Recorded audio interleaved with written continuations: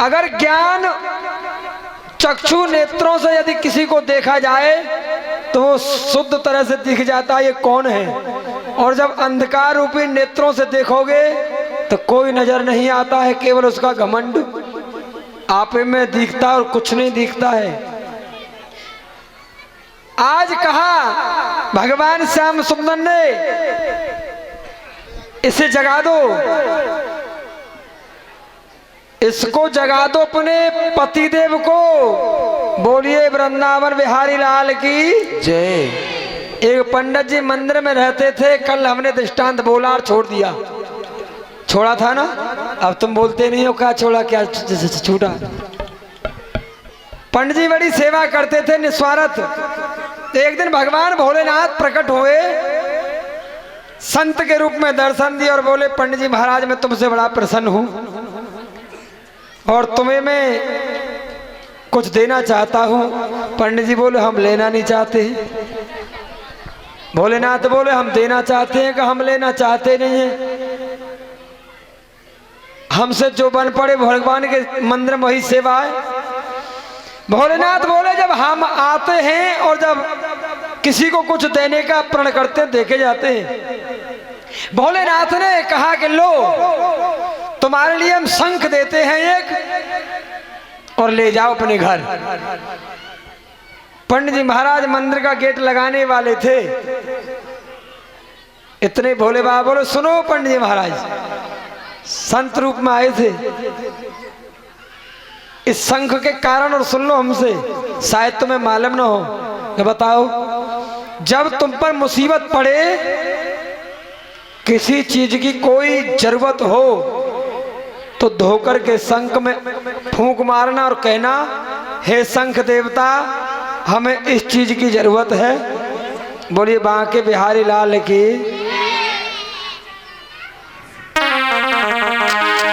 सारो जीवन बिताए दियो इन बातन में, सारो जीवन बिताए दियो।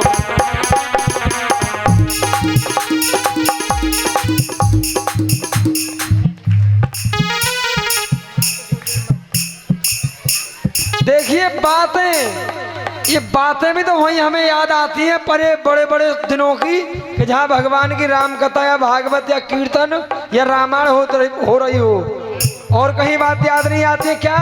सारो जीवन बिताए दियो इन बातन में, सारो जीवन।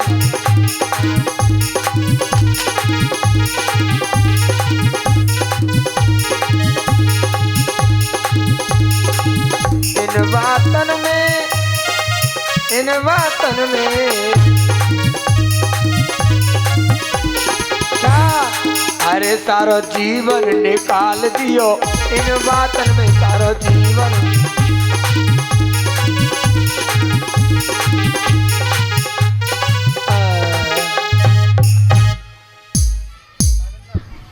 पंडित जी महाराज चल दिए और कहा कि शंख से जब तुम पर किसी चीज की जरूरत पड़े तो कभी भी मांग लेना। पंडित जी चले, भोलेनाथ बोले संत रूप में सुनो, पर एक गलती है, शंख में हमने सोचा नहीं। क्या कि तुमको तो मिलेगा एक, सारे गांव में मिलेंगे दो। पंडित जी बोले ये सबसे बड़ी गलती है गई। चल दिए,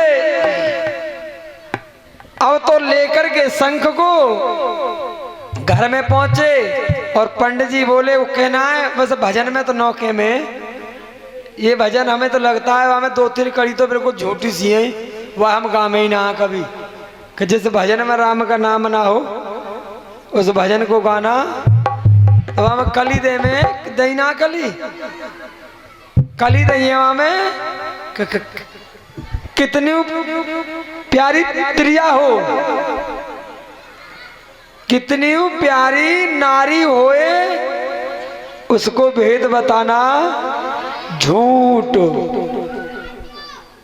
ये हम कोरा झूठ समझते हैं आज के युग में।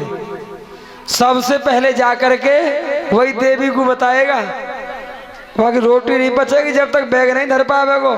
सुनना रही आज ऐसे से हुआ। बोली वृंदावन बिहारी लाल की। नहीं जी, हम तो ये कह रहे हैं सब बताओ और यहीं से बतानी चालू कर दो। वो शंकर भगवान की बोला सुनो पंडितानी से, बोला पंडिताइन ये शंख है, मैं तो जा रहा हूँ 4-6 दिन के लिए पूजा पाठ करने के लिए। और देखो जब अब मैं तुम्हें बताए जाता हूँ, बोले पंडित जी अगर किसी चीज की मुझसे पीछे जरूरत पड़े तो यह शंख से मांग लेना। वो बोली शंख से मतलब? इसको स्नान कराना और आगे धर के कह देना हे शंख देवता हमको ये चीज चाहिए, तुरंत तुम्हारे सामने हाजिर। पंडित जी 4-6 दिन को गए, पंडित जी को लग गए 15 दिन। अब पंडितानी बेचारी बड़ी परेशान, पीछे बारिश पड़ने लगी, झोपड़ी टपकने लगी। बोली बांके बिहारी जाओ तो महाराज। अरे जाओ जाओ जाओ जाओ, तुम जाओ, रुको मत महाराज। अब कथा तो कथा के हिसाब से करें, क्या करें, मजबूरी है। हाँ हौला हौला बिल्कुल सही करे हो तुम्हें तो, मतलब क्या हुआ? बोल बांके बिहारी लाल की।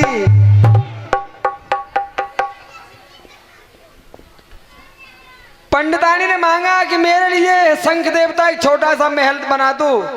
अब उसके तो बना एक, सारे गांव में 2 तैयार।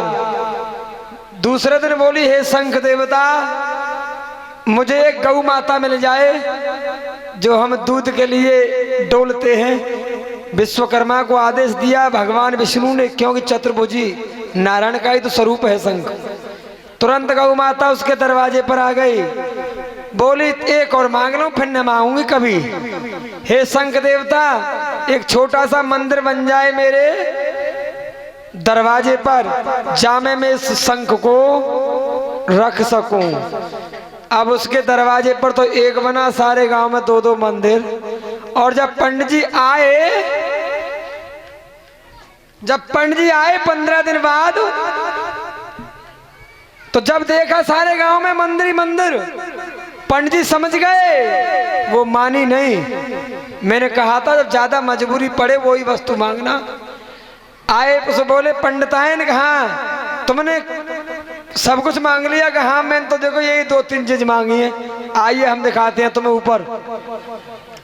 जब चढ़ी ऊपर दिखाया पूरे गांव में मंदिर ही मंदिर नजर आ रहे हैं। ये तुमने क्या किया?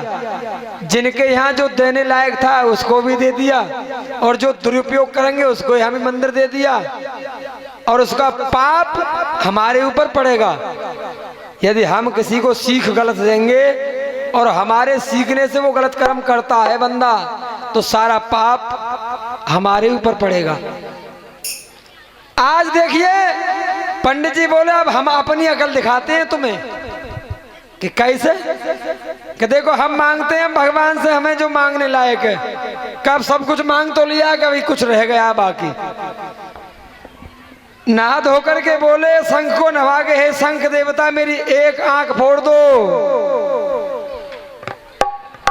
यानी मैं एक से ही गुजारा कर लूंगा। कम से कम सब पूरे गांव की दोनों तो फूट जाएंगी। हे शंख देवता मेरी एक आंख फोड़ दो। बोले स्वामी अब मत मांगना, तुमने दोनों ही भ्रष्ट कर दी पूरे गांव की। अब रुक, हे शंख देवता मेरी एक या बाही भुजा वो तोड़ दो, यानी कि एक पैर तुड़वा लिया, एक आंख और एक हाथ। तब कहा कि मेरे घर के आगे एक चौड़ा सा कुआं बन जाए, पूरे गांव में 2-2 कुआं। आज पत्नी ने पूछा ये तुमने क्यों किया? कि सुनो इसकी कहानी पूरी। अब कि हम रहते हैं अकेले और ये गांव पूरा पापियों का और पूरा दुष्टों का है।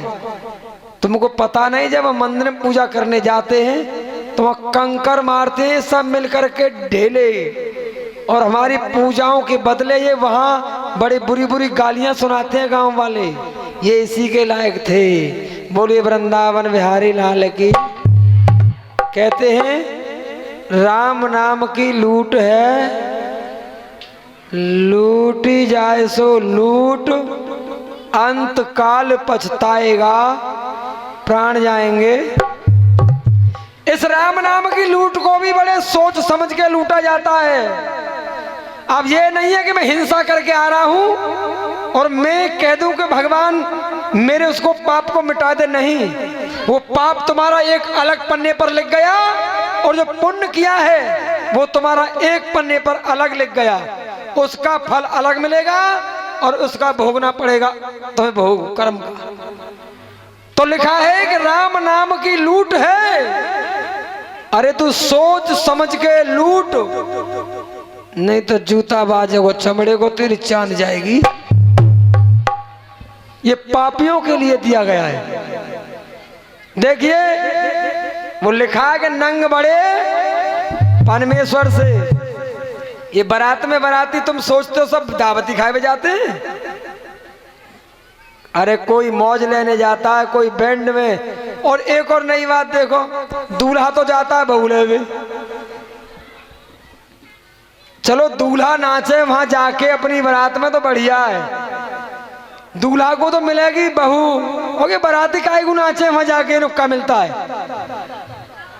बोले वृंदावन बिहारी लाल की।